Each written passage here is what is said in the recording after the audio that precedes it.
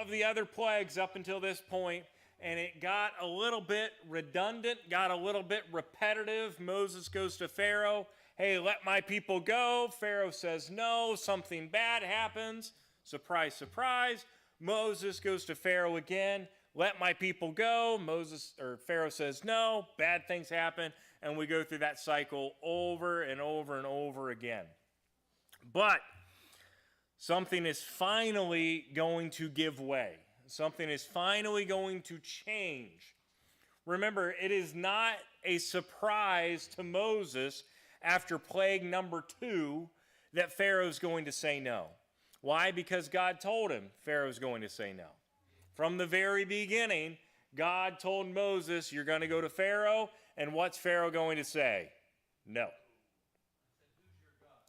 Yes. So Pharaoh starts out, to take us back to the very first time, he asked the question, who is your God that I should serve him? Well, he has had 9 plagues to figure that out. So there's going to be a change with this last plague. And the initial change I want to highlight is what God tells Moses. So chapter 11, verse 1 says this, and the Lord said unto Moses, yet will I bring 1 plague more unto Pharaoh and upon Egypt. Afterwards he will let you go hence. When he shall let you go, he shall surely thrust you out hence altogether. So this is God telling Moses, all right, Pharaoh's finally going to give. He's going to let you go. But he's not just going to let a portion of you go. Remember, Pharaoh has been trying to bargain with God this whole time. He says, all right, I'll let just the men go and they can stay just outside of town here.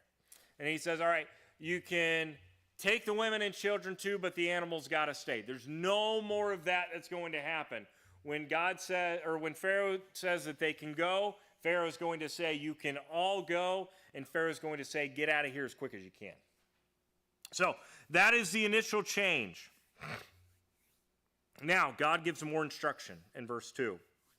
Speak now in the ears of the people, and let every man borrow of his neighbor, and every woman of her neighbor, jewels of silver and jewels of gold. Now, what's all that about? Does anybody want to pipe up? Yeah, they're taking money from the Egyptians. So God has already had the foresight to know that, hey, they're going to be out here for a while. So this trip is going to need a little bit of funding. And God has the foresight to look way down the line, and God's already thinking, hey, they're going to have to pay for a tabernacle for me. And later on, they're going to have to pay for a whole house for me for a temple. So we need to start doing that fundraising now. Are they going to use those funds wisely out in the wilderness? Find out in a couple weeks. But so Moses is telling the people, all right, go to your Egyptian neighbors and say, hey, give me some money. Verse 3, and the Lord gave the people favor in the sight of the Egyptians. Moreover, the man Moses was very great in the land of Egypt, in the sight of Pharaoh's servants, and in the sight of the people. Let's just think about that for a moment. All right, so Pharaoh, look at his life. He was born into slavery. He was saved from slavery due to his mother's obedience to the Lord. He is raised up in Pharaoh's house. Does he stay in good graces with Pharaoh? No. He kills a guy. He has to spend 40 years out in the desert. He has to go over to the next nation over to set up shop. When he comes back, he's a nobody. Nobody knows him. But because of his obedience to God and because of God's work through Moses, Pharaoh started out by asking the question, who is God that I should serve him? But now everybody in the nation recognizes who Moses is. He is the most famous man in all of the land of Egypt. Not only does everybody know who Moses is, they know that Moses is not working alone, that he's serving a higher God. So this is the verse that gives the confirmation of why God did what he did. Why didn't he just squish Pharaoh on the very first plague? Well, it's because he wanted to make his name known. And he made his name known through Moses.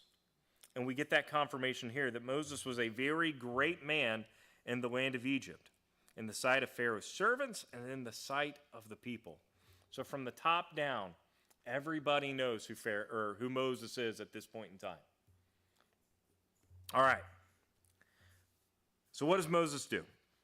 Verse 4, and Moses said, thus saith the Lord, about midnight will I go out into the midst of the Egyptians, and all the firstborn in the land of Egypt shall die, from the firstborn of Pharaoh that sitteth upon his throne, even unto the firstborn of the maidservant that is behind the mill, and all the firstborn of beast.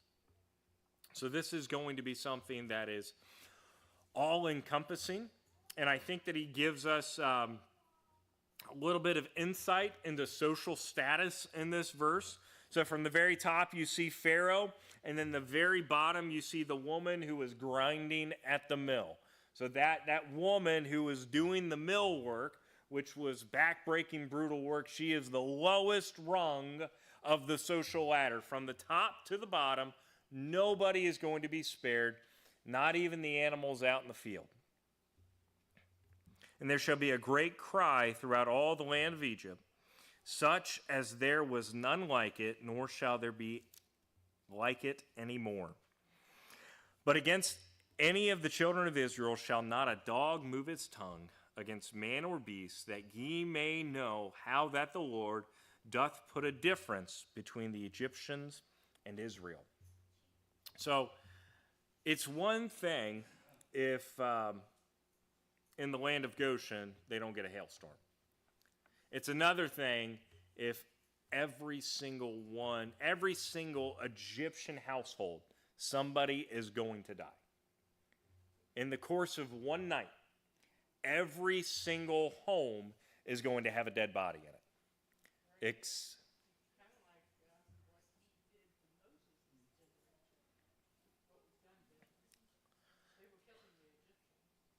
Yeah, there is some divine payback, if you will, from when Moses was a baby and they were slaughtering all the newborns.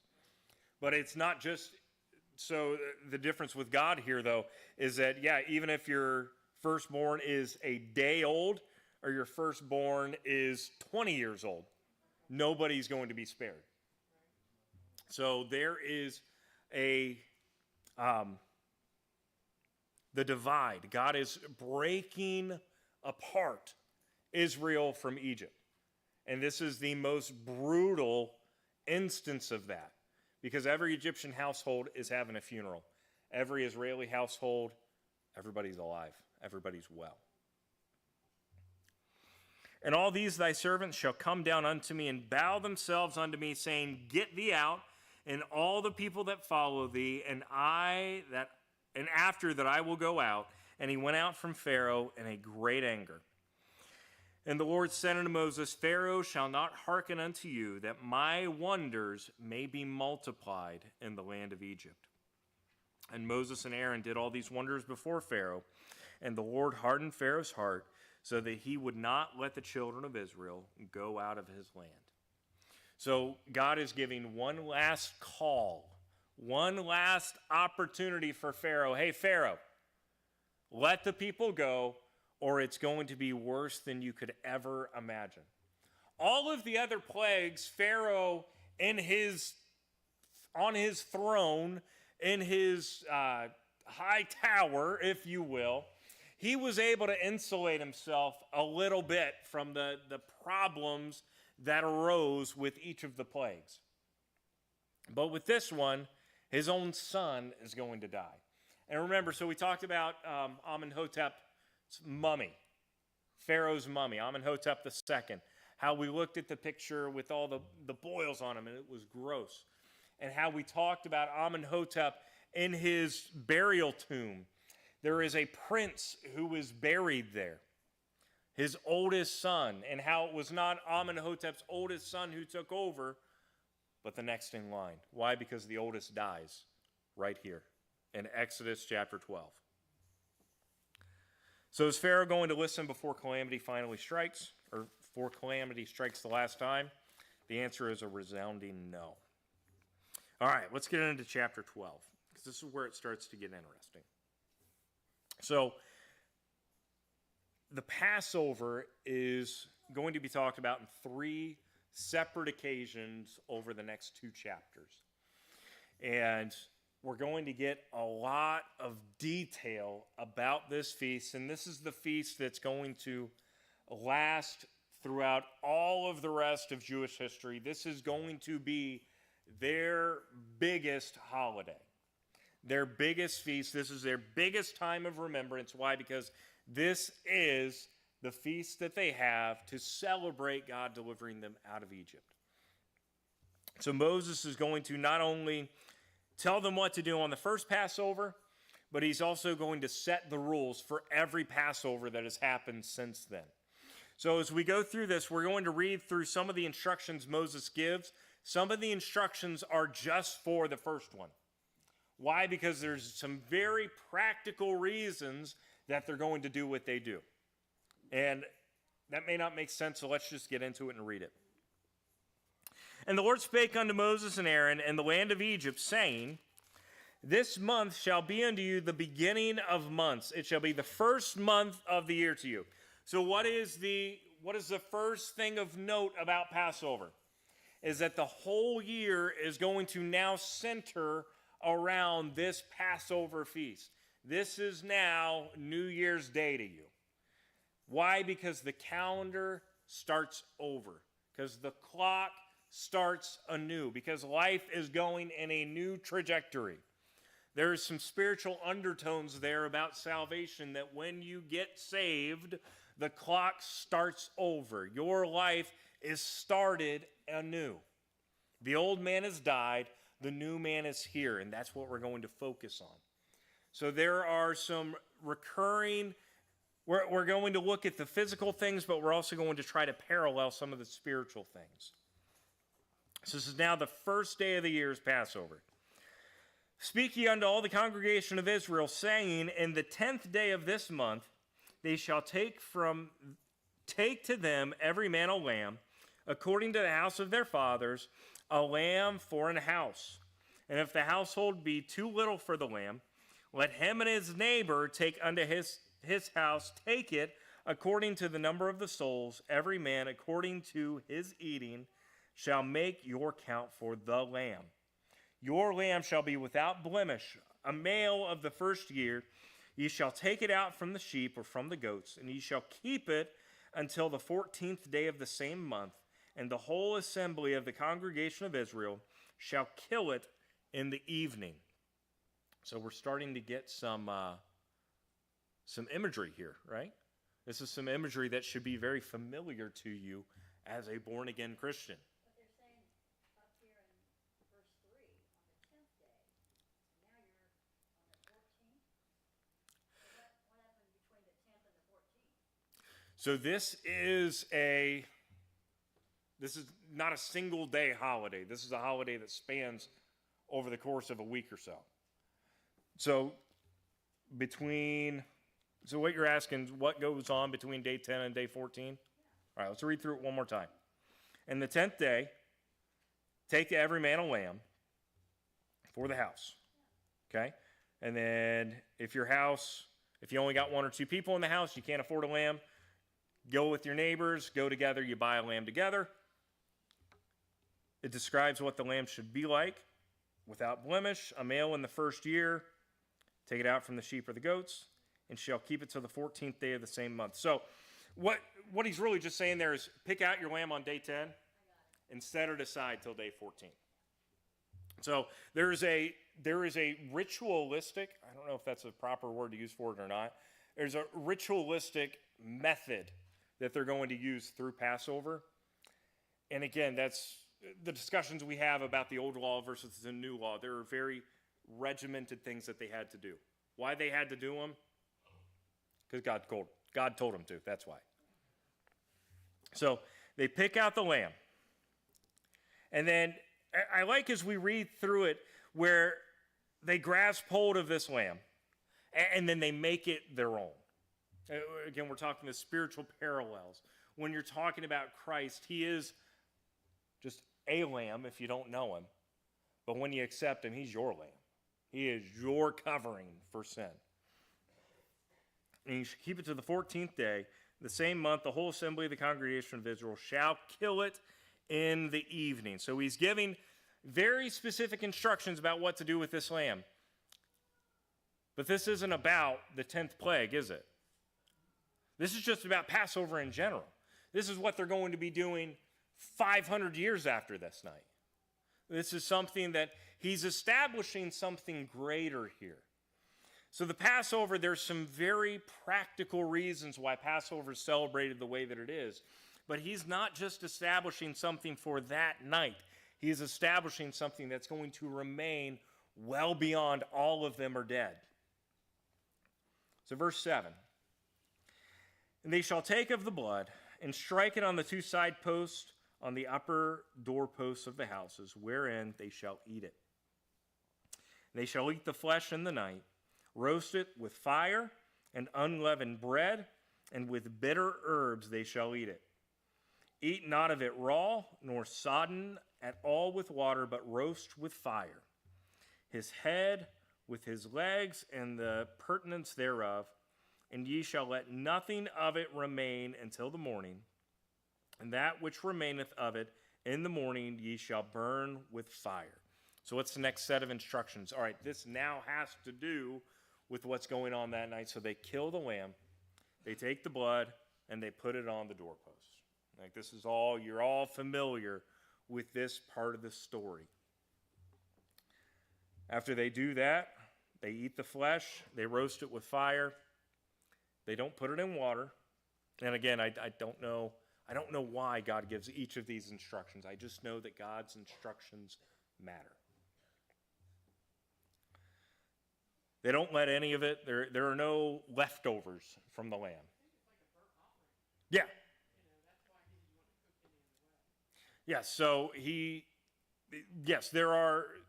we're going to see this same type of pattern. So when we talk about like the blood, we talk about the burning. These patterns are going to repeat in Leviticus. These patterns are going to repeat throughout the Old Testament, and then there's New Testament parallels, which I want to dig into here in just a few minutes.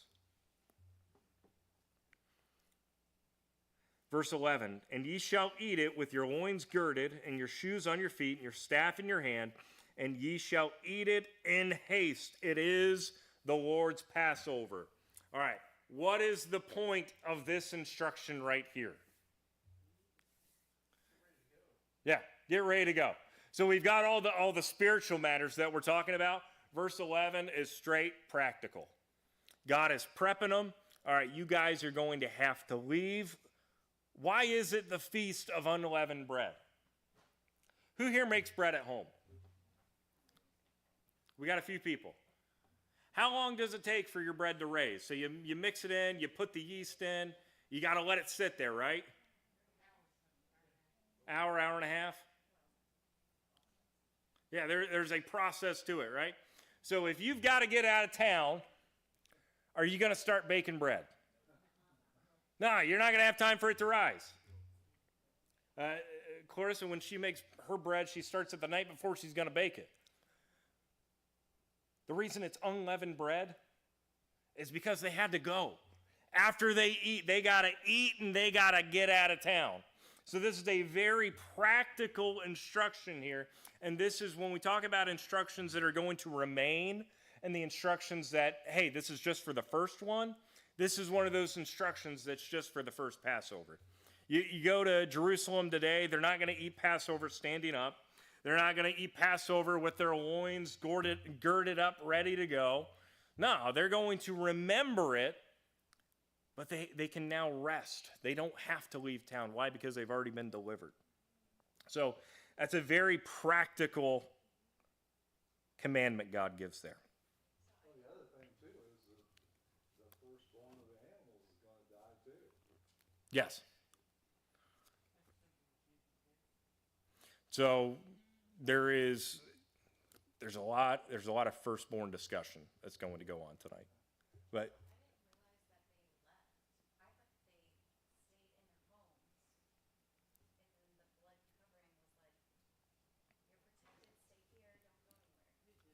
They did. So I might not have explained that well.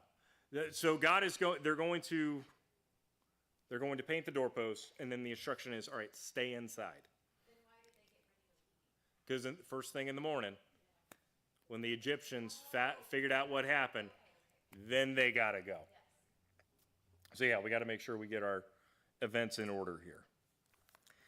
Verse 12, for I will pass through the land of the Egyptians this night, and will smite all the firstborn in the land of Egypt, both man and beast, and against all the gods of Egypt I will execute judgment. I am the Lord. And the blood shall be to you for a token upon the houses where ye are, and when I see the blood, I will pass over you. Wonder why they call it Passover. And the plague shall not be upon you to destroy you when I smite the land of Egypt. All right, so let's go ahead and pause right there. What is the significance of the blood? Christ's blood? Yeah. So, what am I trying to get at here? Was it the blood of the lamb itself? Think about this night specifically. Was it the blood of the lamb itself that saved them?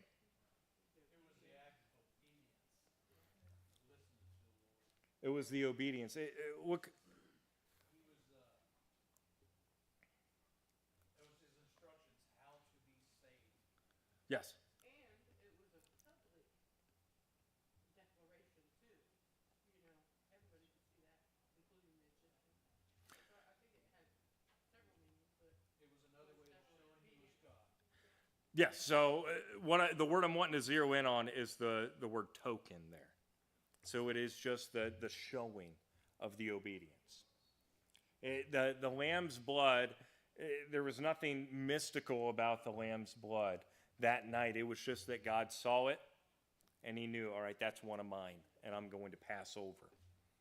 Blood is something that we talk about so much as Christians. So God establishes all the way back in the beginning of Genesis. They get off the boat, off of the ark, and God tells them, hey, you can eat the animals now, but the blood is mine. So it's one of those things where I can't tell you why the blood belongs to God, but it does. And it is significant to him, and because it is significant to him, it's going to be significant to me. Yeah, it's the lifeblood. Like there is a lot of depth when we start thinking about the blood. But in the way I heard somebody describe it is in God's economy, blood is the money, right? So it belongs to him. It is not for us.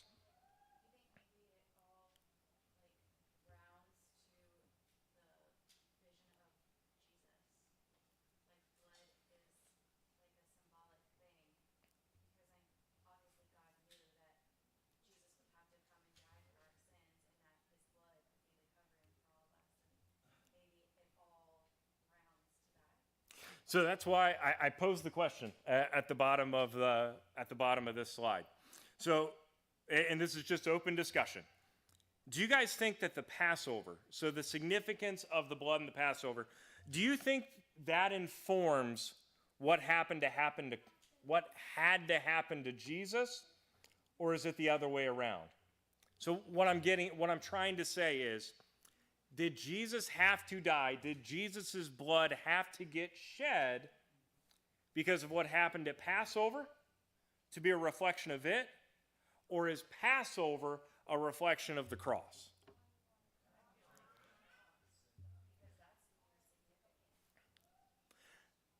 Yeah, I was hoping for discussion. Oh, Amanda's doing a great job contributing. Let's hear from some other people. Carrie.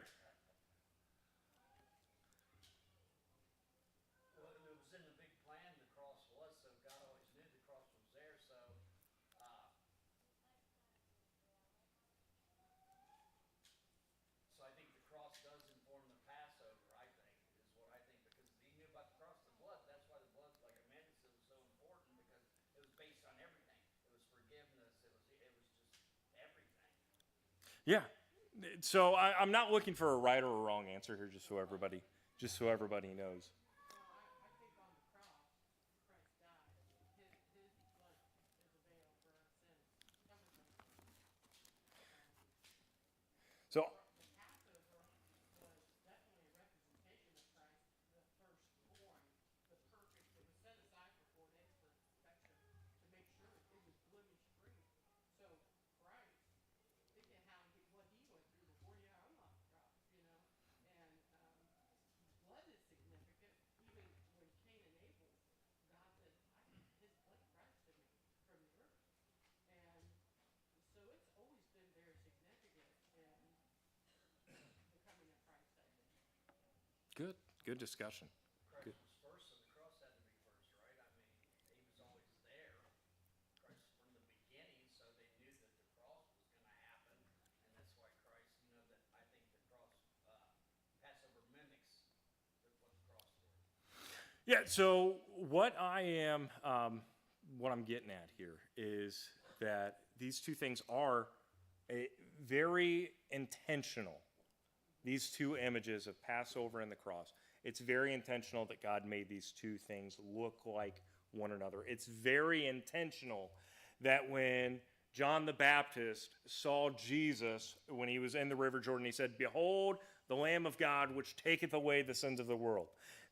All of these things are so intentional that God is giving us the physical representation in the Old Testament, the very physical, practical. Okay, you want to get saved, take a lamb, kill it, take its blood, and use that blood as a covering to save your life.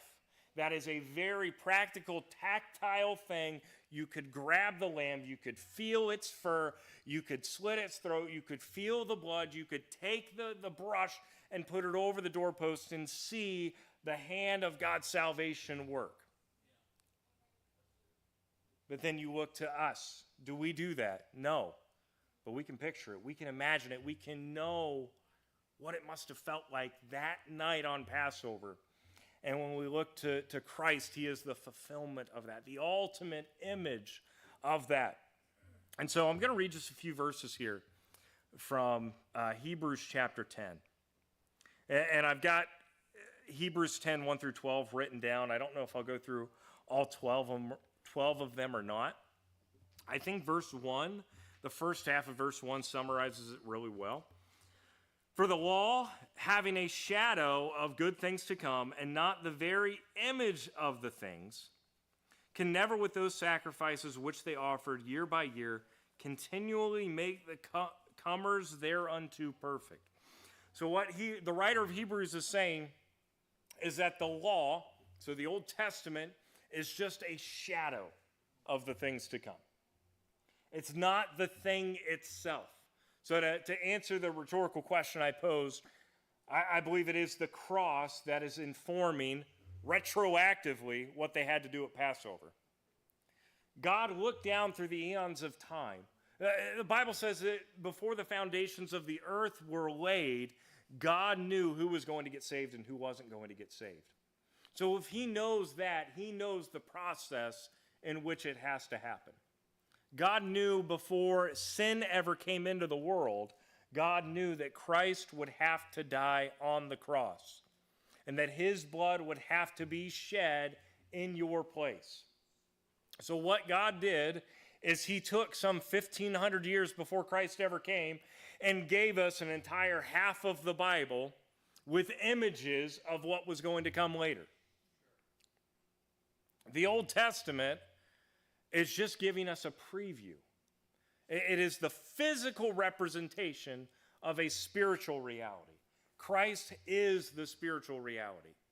The Old Testament, the lamb that was slain the night of the 10th plague, was just an image of Christ.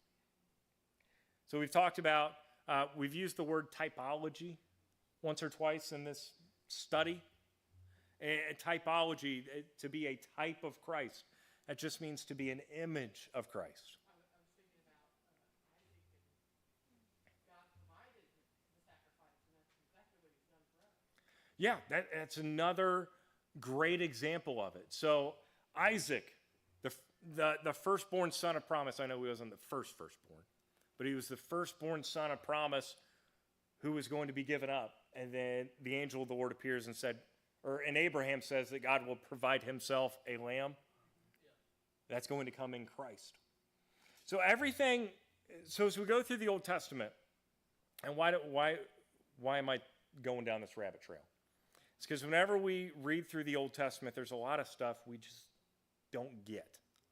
Doesn't make sense to us. We don't have to do these things.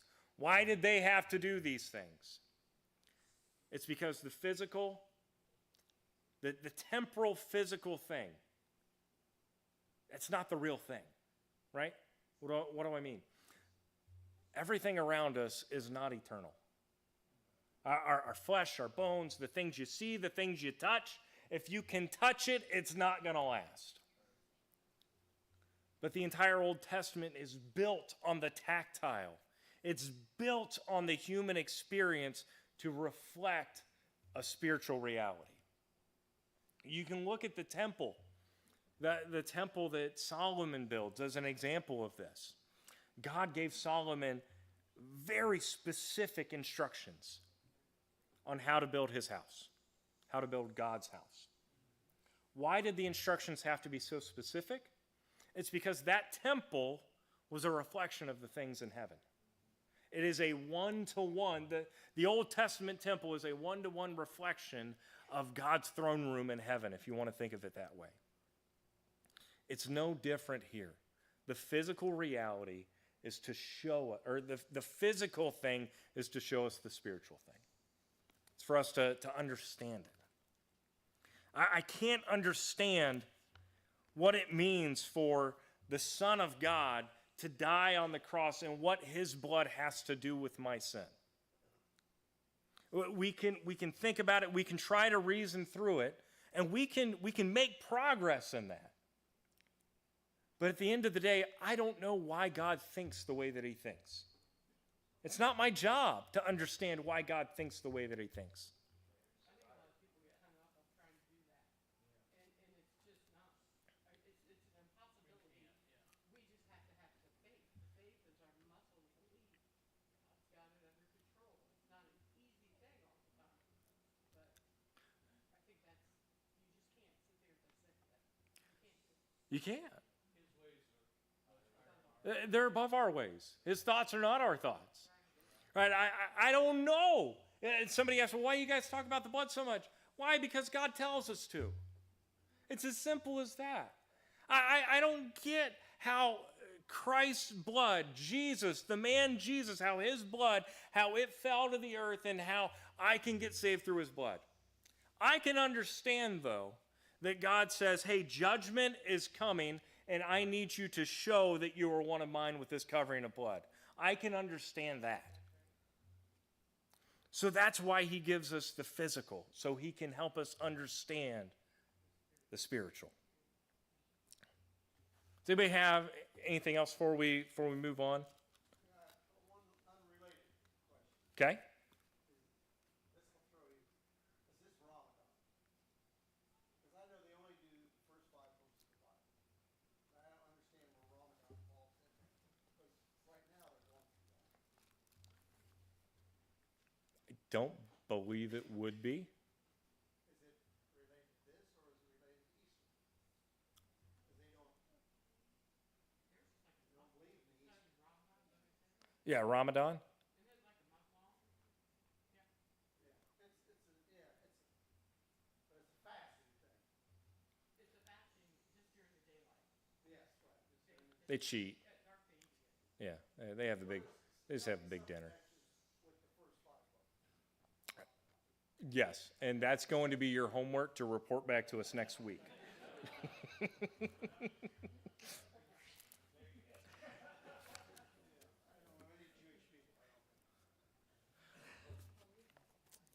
All right. Alina knows a little bit. We've talked, but just through her husband. That's her husband. Nancy, don't help him. It's his problem to figure out this week. All right, so let's get back to the actual night of Passover. And we're already almost out of time. So we stopped off at verse 13. Let's go to 12:14.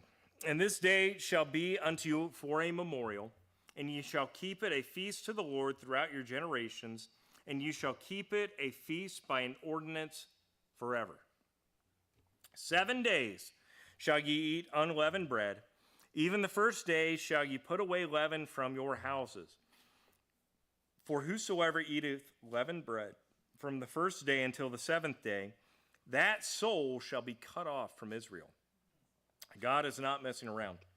And in the first day there shall be a holy convocation, and in the seventh day there shall be an holy convocation to you. No manner of work shall be done in them, save that which every man must eat, that only may be done for you. So what he's saying here is, all right, you guys are going to eat unleavened bread. You're going to eat flat bread for 7 days. You guys are not going to work. The only work you're going to do is what it takes to feed yourself. Take some time off and remember what God has done. I think that this is probably something that we as modern Christians could pull from. I think we give the Lord 2 holidays a year. Really one, if we're being honest with ourselves, Christmas and Easter. And we have those individual days, but Christmas, we let so much other stuff creep in. And again, I'm not here to berate you guys on Christmas tonight. But Easter, we give God sunrise service and morning service and the breakfast in between. I think that there's something to be learned about the time the people in the Bible took for remembrance.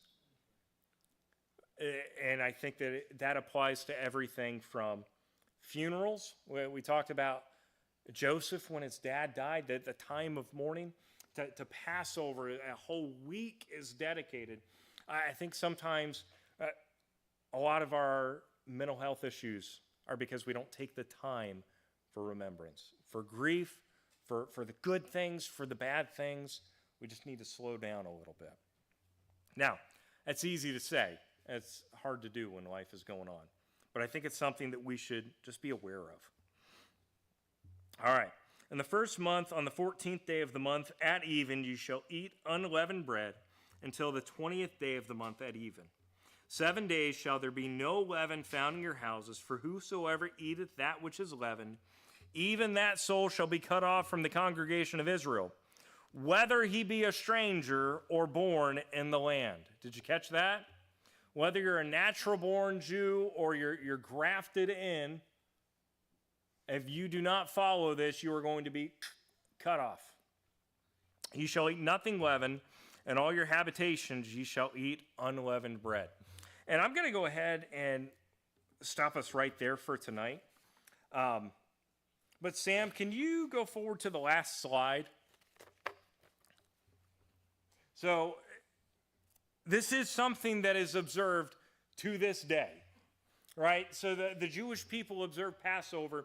Many of the rules that Moses laid out here in Exodus, you go to Jerusalem or you go to Queens or somewhere in the United States with a big Jewish population, you'll see people ridding their house of all the Wonder Bread or all of anything that has leaven in it. And this is a picture I got off of Amazon, of all places. You can go to Amazon and get you some Passover bread. 5 whole pounds worth. And I tried to figure out how to pronounce it. It's going to sound bad, but my brain just kept saying manwich. So then I wanted to have a flatbread sloppy Joe because I was curious about it.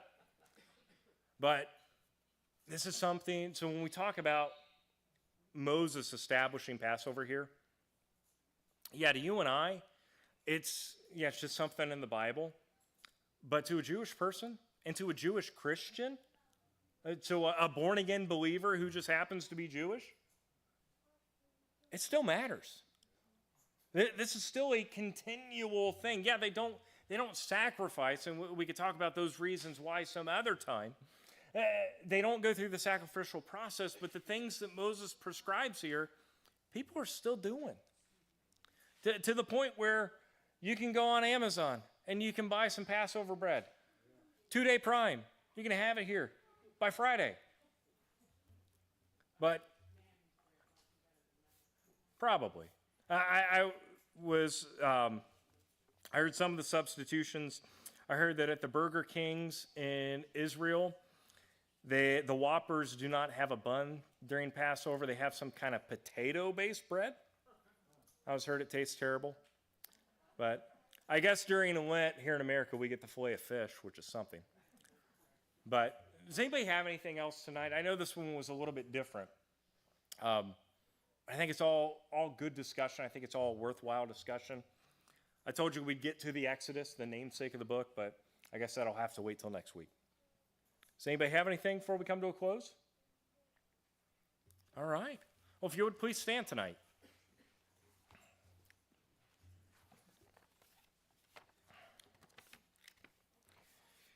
And again, as we do every week, just every head bowed, every eye closed. I just want to tarry for a moment in time. If you have not had that salvation experience that we're talking about, if you haven't had that Passover experience of knowing Christ, to having his blood from the cross applied in your heart and in your life, and what that means to be saved, I would encourage you to seek after the Lord tonight. I would encourage you to come to the altar and pray. And I promise you somebody will be there to meet you. But just want to tarry for a moment in time before we dismiss anybody at all.